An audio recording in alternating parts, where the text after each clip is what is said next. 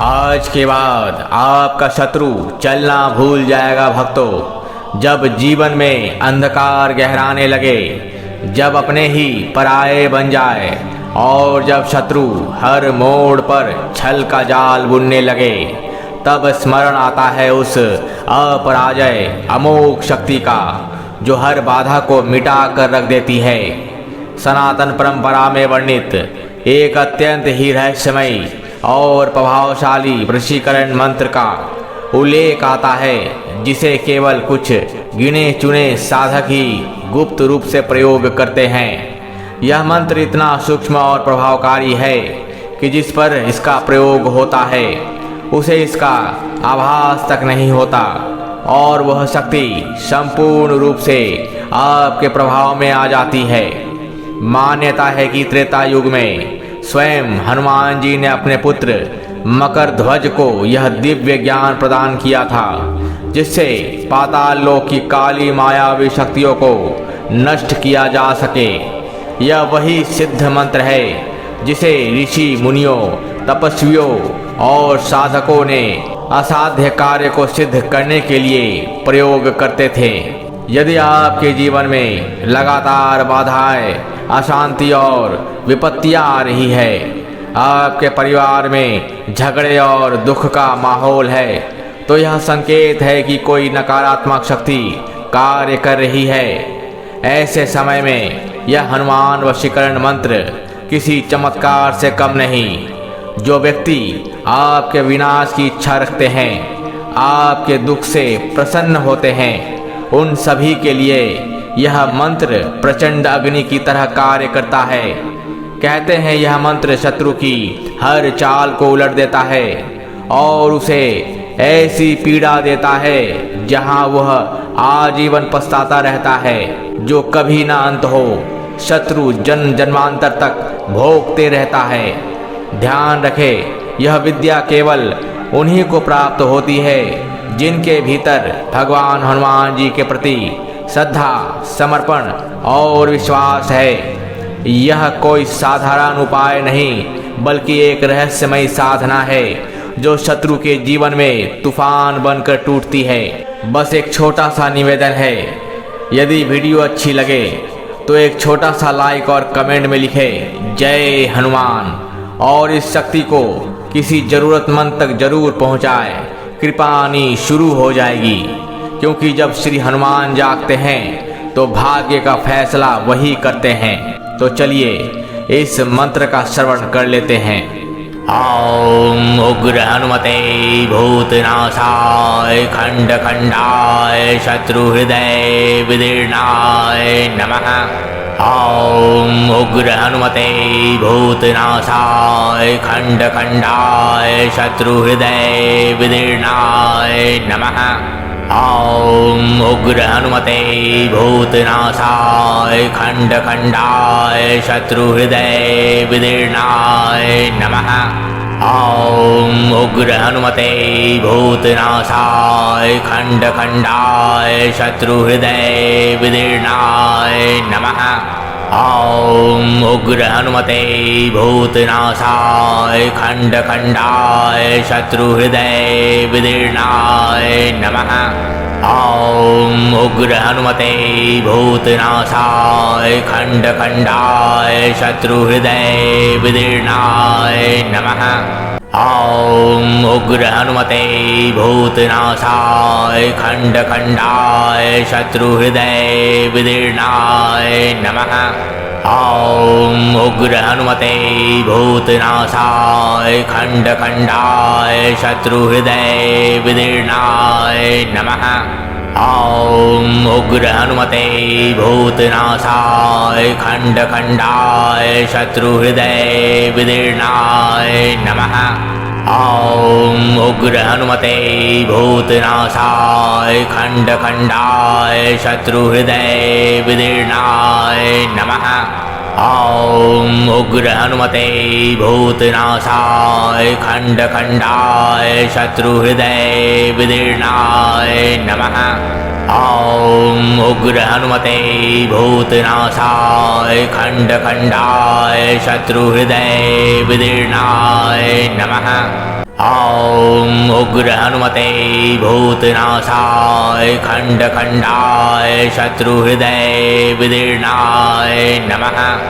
ॐ उग्र हनुमते भूतनाशाय खंड खंडाय शत्रुहृदय विदीर्णाय नमः। ॐ उग्र हनुमते भूतनाशाय खंड खंडाय शत्रुहृदय विदीर्णाय नमः। ॐ उग्र हनुमते भूतनाशाय खंड खंडाय शत्रुहृदय विदीर्णाय नमः। ॐ उग्र हनुमते भूतनाशाय खंड खंडाय शत्रुहृदय विदीर्णाय नमः। ॐ उग्र हनुमते भूतनाशाय खंड खंडाय शत्रुहृदय विदीर्णाय नमः। ॐ उग्र हनुमते भूतनाशाय खंड खंडाय शत्रुहृदय विदीर्णाय नमः। ॐ उग्र हनुमते भूतनाशाय खंड खंडाय शत्रुहृदय विदीर्णाय नमः। ॐ उग्र हनुमते भूतनाशाय खंड खंडाय शत्रुहृदय विदीर्णाय नमः। ॐ उग्र हनुमते भूतनाशाय खंड खंडाय शत्रुहृदय विदीर्णाय नमः। ॐ उग्र हनुमते भूतनाशाय खंड खंडाय शत्रुहृदय विदीर्णाय नमः। ॐ उग्र हनुमते भूतनाशाय खंड खंडाय शत्रुहृदय विदीर्णाय नमः। ॐ उग्र हनुमते भूतनाशाय खंड खंडाय शत्रुहृदय विदीर्णाय नमः। ॐ उग्र हनुमते भूतनाशाय खंड खंडाय शत्रुहृदय विदीर्णाय नमः। ॐ उग्र हनुमते भूतनाशाय खंड खंडाय शत्रुहृदय विदीर्णाय नमः। ॐ उग्र हनुमते भूतनाशाय खंड खंडाय शत्रुहृदय विदीर्णाय नमः। ॐ उग्र हनुमते भूतनाशाय खंड खंडाय शत्रुहृदय विदीर्णाय नमः।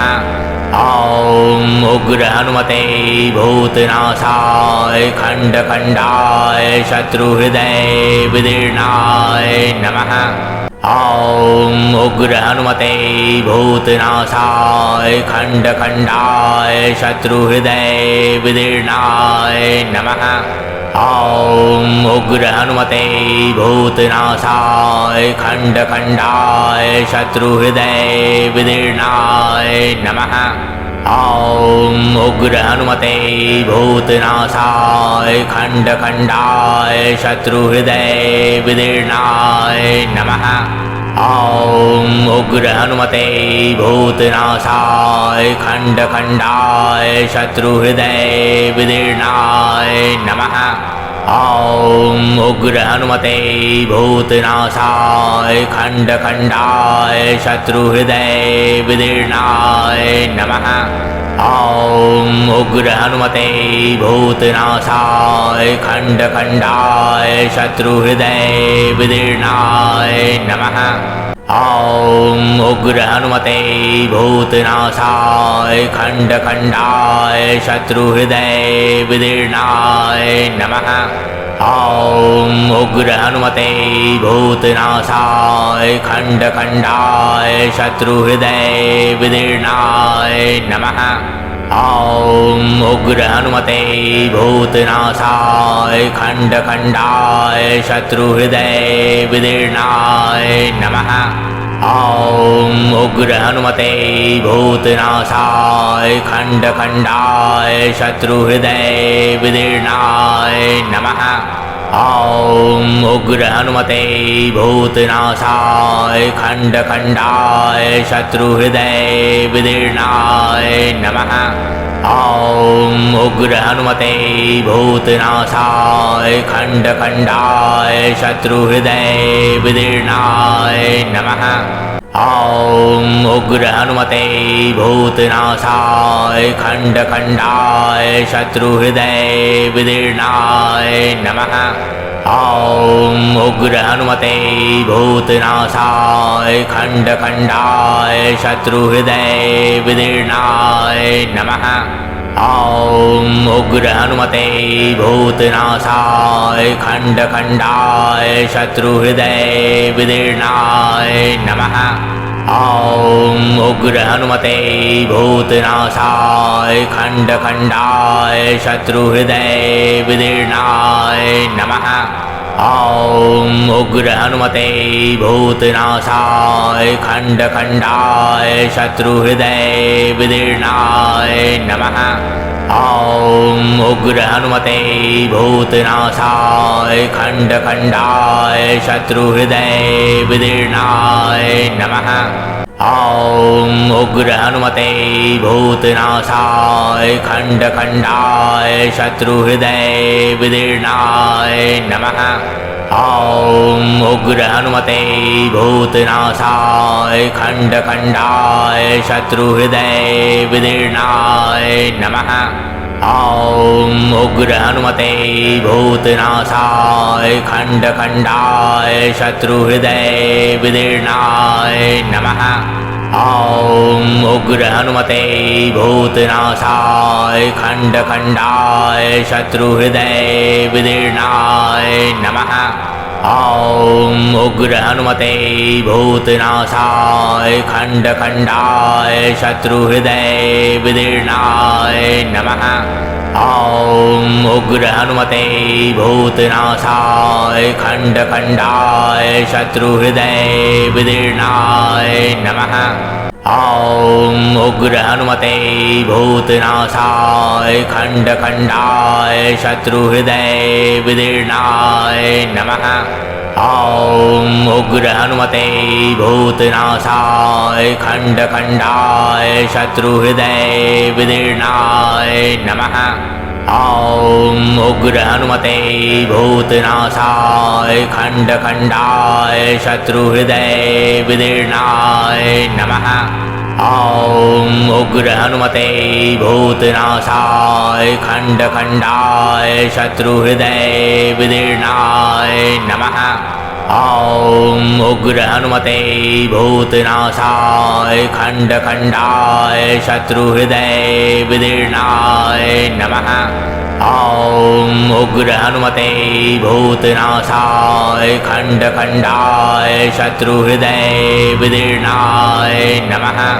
ॐ उग्र हनुमते भूतनाशाय खंड खंडाय शत्रुहृदय विदीर्णाय नमः। ॐ उग्र हनुमते भूतनाशाय खंड खंडाय शत्रुहृदय विदीर्णाय नमः। ॐ उग्र हनुमते भूतनाशाय खंड खंडाय शत्रुहृदय विदीर्णाय नमः। ॐ उग्र हनुमते भूतनाशाय खंड खंडाय शत्रुहृदय विदीर्णाय नमः। ॐ उग्र हनुमते भूतनाशाय खंड खंडाय शत्रुहृदय विदीर्णाय नमः। ॐ उग्र हनुमते भूतनाशाय खंड खंडाय शत्रुहृदय विदीर्णाय नमः। ॐ उग्र हनुमते भूतनाशाय खंड खंडाय शत्रुहृदय विदीर्णाय नमः।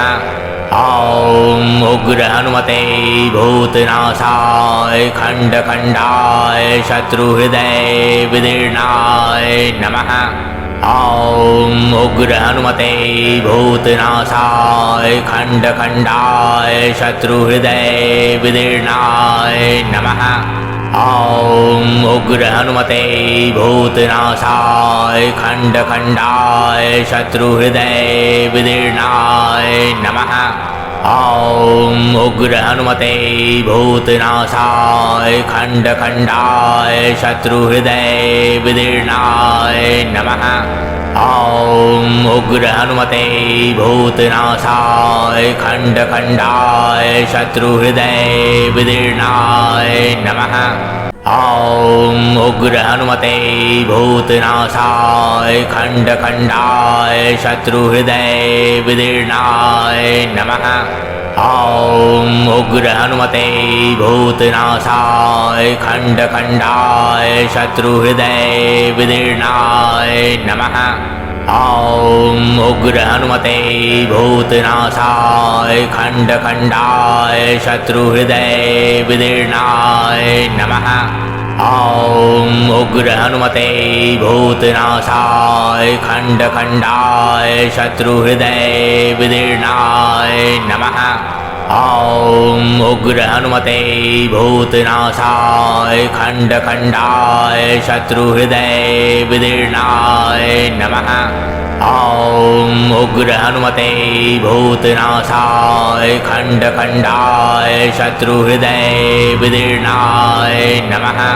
ॐ उग्र हनुमते भूतनाशाय खंड खंडाय शत्रुहृदय विदीर्णाय नमः।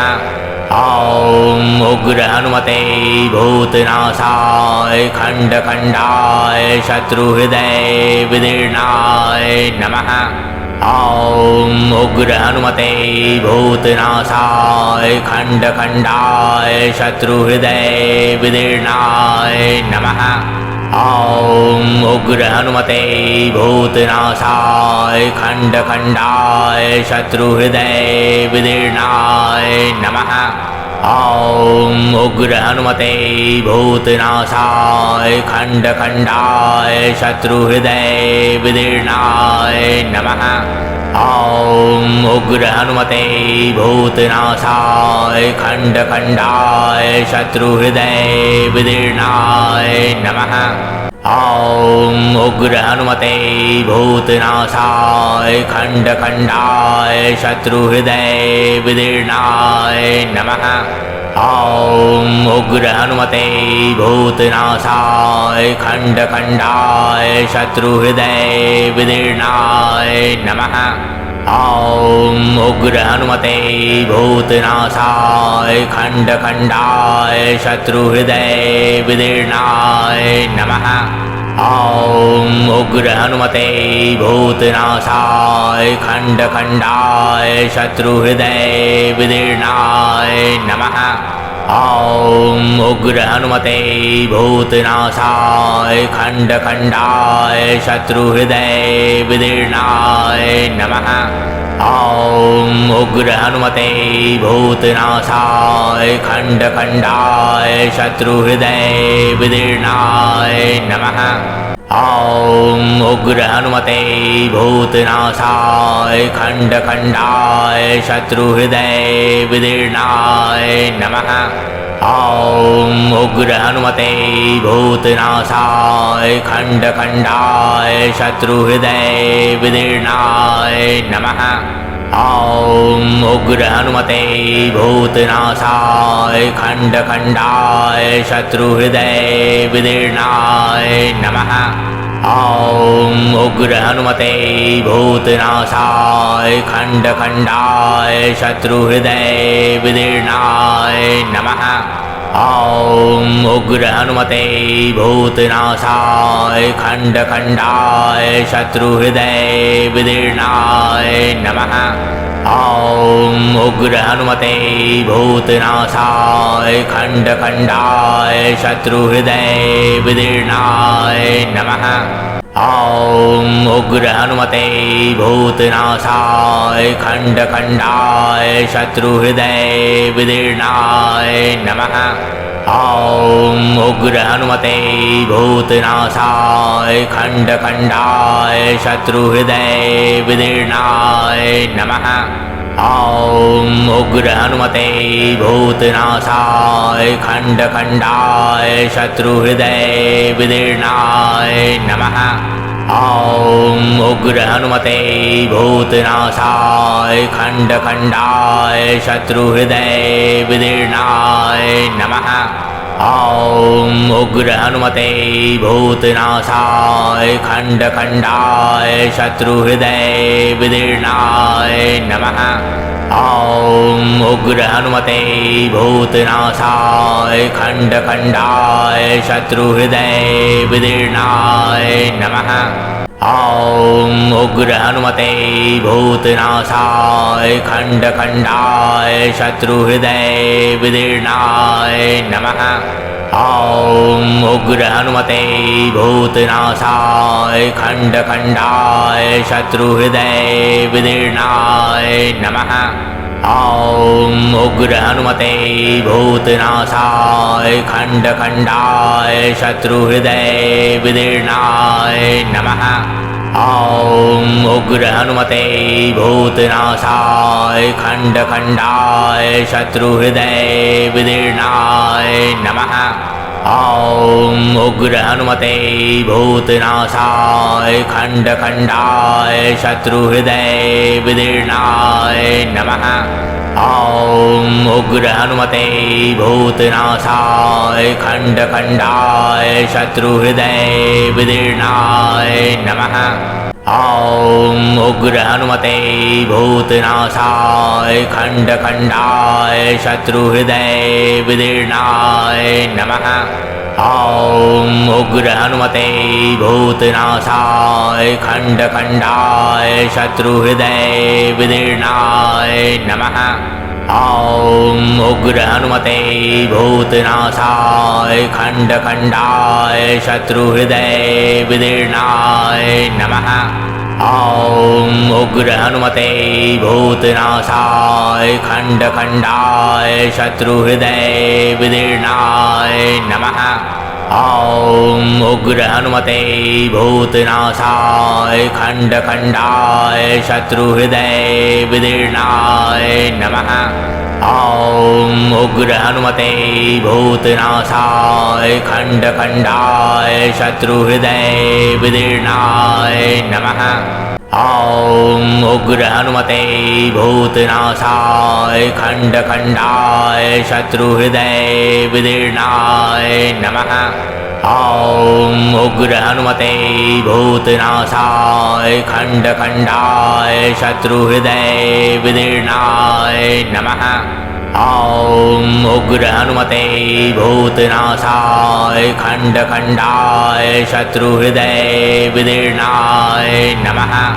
ॐ उग्र हनुमते भूतनाशाय खंड खंडाय शत्रुहृदय विदीर्णाय नमः। ॐ उग्र हनुमते भूतनाशाय खंड खंडाय शत्रुहृदय विदीर्णाय नमः। ॐ उग्र हनुमते भूतनाशाय खंड खंडाय शत्रुहृदय विदीर्णाय नमः। ॐ उग्र हनुमते भूतनाशाय खंड खंडाय शत्रुहृदय विदीर्णाय नमः। ॐ उग्र हनुमते भूतनाशाय खंड खंडाय शत्रुहृदय विदीर्णाय नमः। ॐ उग्र हनुमते भूतनाशाय खंड खंडाय शत्रुहृदय विदीर्णाय नमः। ॐ उग्र हनुमते भूतनाशाय खंड खंडाय शत्रुहृदय विदीर्णाय नमः। ॐ उग्र हनुमते भूतनाशाय खंड खंडाय शत्रुहृदय विदीर्णाय नमः। ॐ उग्र हनुमते भूतनाशाय खंड खंडाय शत्रुहृदय विदीर्णाय नमः। ॐ उग्र हनुमते भूतनाशाय खंड खंडाय शत्रुहृदय विदीर्णाय नमः।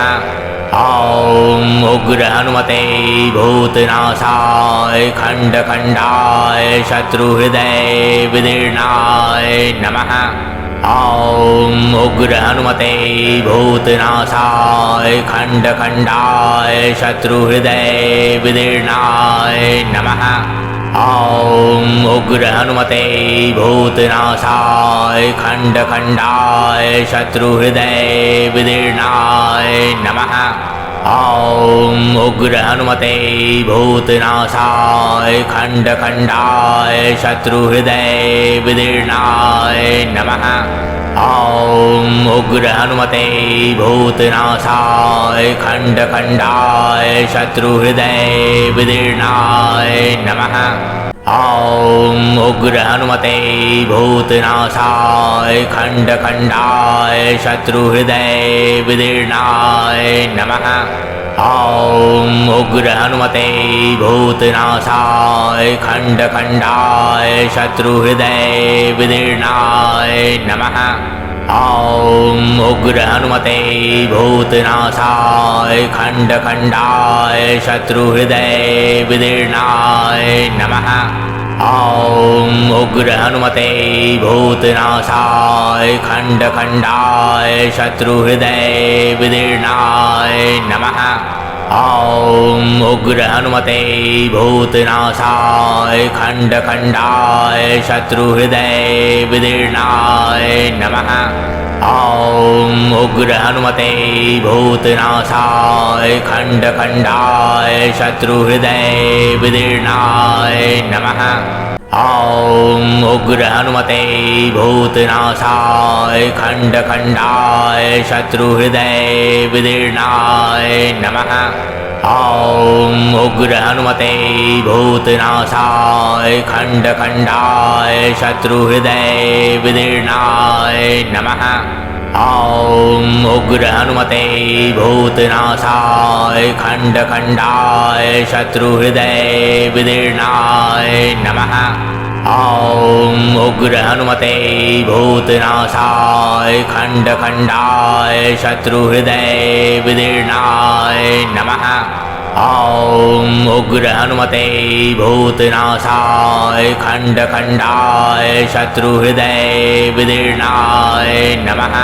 ॐ उग्र हनुमते भूतनाशाय खण्डखण्डाय शत्रुहृदय विदीर्णाय नमः। ॐ उग्र हनुमते भूतनाशाय खण्डखण्डाय शत्रुहृदय विदीर्णाय नमः। ॐ उग्र हनुमते भूतनाशाय खण्डखण्डाय शत्रुहृदय विदीर्णाय नमः। ॐ उग्र हनुमते भूतनाशाय खण्डखण्डाय शत्रुहृदय विदीर्णाय नमः। ॐ उग्र हनुमते भूतनाशाय खण्डखण्डाय शत्रुहृदय विदीर्णाय नमः। ॐ उग्र हनुमते भूतनाशाय खण्डखण्डाय शत्रुहृदय विदीर्णाय नमः। ॐ उग्र हनुमते भूतनाशाय खण्डखण्डाय शत्रुहृदय विदीर्णाय नमः। ॐ उग्र हनुमते भूतनाशाय खण्डखण्डाय शत्रुहृदय विदीर्णाय नमः। ॐ उग्र हनुमते भूतनाशाय खण्डखण्डाय शत्रुहृदय विदीर्णाय नमः। ॐ उग्र हनुमते भूतनाशाय खण्डखण्डाय शत्रुहृदय विदीर्णाय नमः। ॐ उग्र हनुमते भूतनाशाय खण्डखण्डाय शत्रुहृदय विदीर्णाय नमः।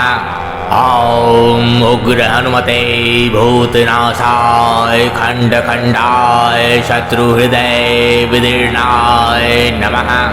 ॐ उग्र हनुमते भूतनाशाय खण्डखण्डाय शत्रुहृदय विदीर्णाय नमः। ॐ उग्र हनुमते भूतनाशाय खंड खंडाय शत्रुहृदय विदीर्णाय नमः। ॐ उग्र हनुमते भूतनाशाय खंड खंडाय शत्रुहृदय विदीर्णाय नमः। ॐ उग्र हनुमते भूतनाशाय खंड खंडाय शत्रुहृदय विदीर्णाय नमः। ॐ उग्र हनुमते भूतनाशाय खंड खंडाय शत्रुहृदय विदीर्णाय नमः। ॐ उग्र हनुमते भूतनाशाय खंड खंडाय शत्रुहृदय विदीर्णाय नमः। ॐ उग्र हनुमते भूतनाशाय खंड खंडाय शत्रुहृदय विदीर्णाय नमः।